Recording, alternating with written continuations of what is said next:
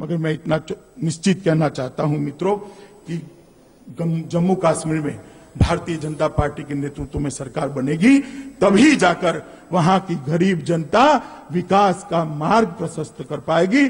तब तक ये संभव नहीं है। शायद सभी राज्यों में सबसे ज्यादा केंद्र सरकार की मदद किसी एक राज्य में गई है तो जम्मू कश्मीर में गई है, और गांव का जम्मू का नागरिक पूरे देश में सबसे गरीब लोगों में से एक है। कहां गया पैसा? ये दो परिवारों की सरकार ने पैसे को जनता तक नहीं पहुंचने दिया है। इस बात को भारतीय जनता पार्टी ने जम्मू कश्मीर की जनता तक पहुंचाकर भारतीय जनता पार्टी के नेतृत्व में जम्मू कश्मीर की सरकार बनानी है। मित्रों, झारखंड का जहां तक सवाल है, सबसे ज्यादा संभावनाओं वाला अगर कोई राज्य है तो झारखंड है। वहां विकास की अमाप संभावनाएं पड़ी हैं। आज भी सबसे ज्यादा संपदा झारखंड के लिए पास पड़ी है, मगर झारखंड आज भी विकसित राज्य नहीं बन सका। कारण क्या?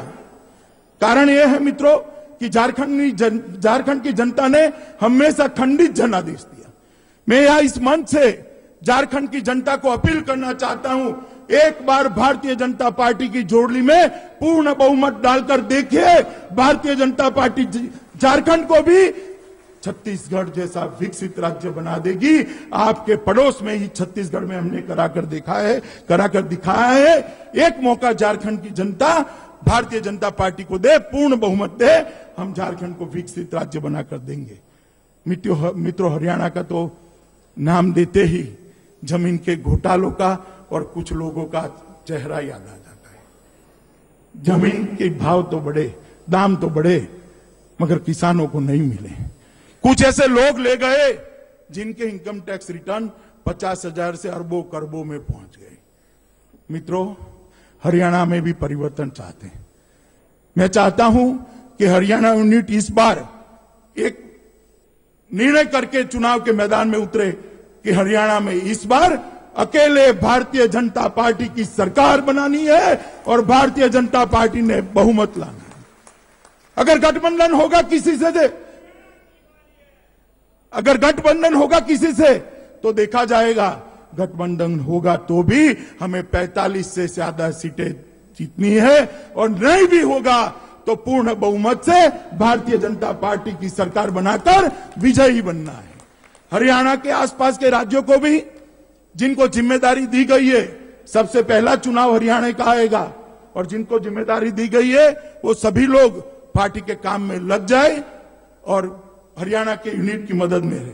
मित्रों, महाराष्ट्र 50, 60 और 70 के दशक में देश भर में चाहे कृषि विकास दर की बात हो, चाहे औद्योगिक विकास दर की बात हो, चाहे कुल मिलाकर जीडीपी की बात हो, इसका नेतृत्व महाराष्ट्र करता था।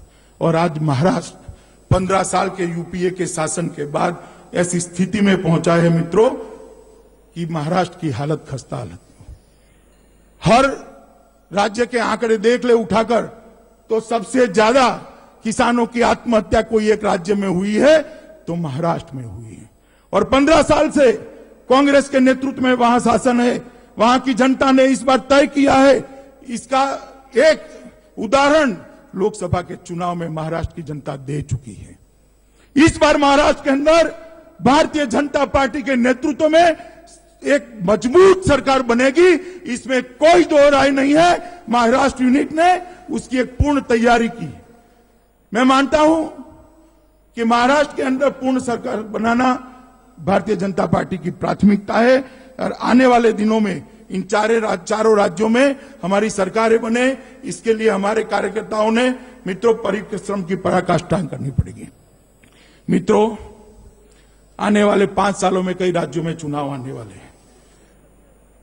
दिल्ली, हिमाचल, उत्तराखंड, उत्तर प्रदेश, बिहार, उड़ीसा, अरुणाचल, मेघालय, ये सभी ऐसे प्रांत हैं जहां कभी न कभी हम सत्ता में रहे हैं। हमारे संगठन का काम है कि इन राज्यों में संगठन को इतना मजबूत करिए कि जब कभी भी चुनाव आए तब वहां पूर्ण रूप से भारतीय जनता पार्टी की सरकार बने और सरकार संगठन के बलबूते पर पड़े। और सिर्फ विधानसभा के चुनाव इन राज्यों में हमें कॉन्सेंट्रेट नहीं करने हैं मित्रों।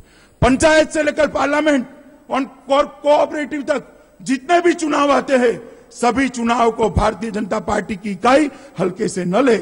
हर एक चुनाव का अपना महत्व है, हर एक चुनाव जनता के बीच में एक संदेश डालता है। एक भी चुनाव भारतीय जनता पार्टी ने अब नहीं छोड़ना है।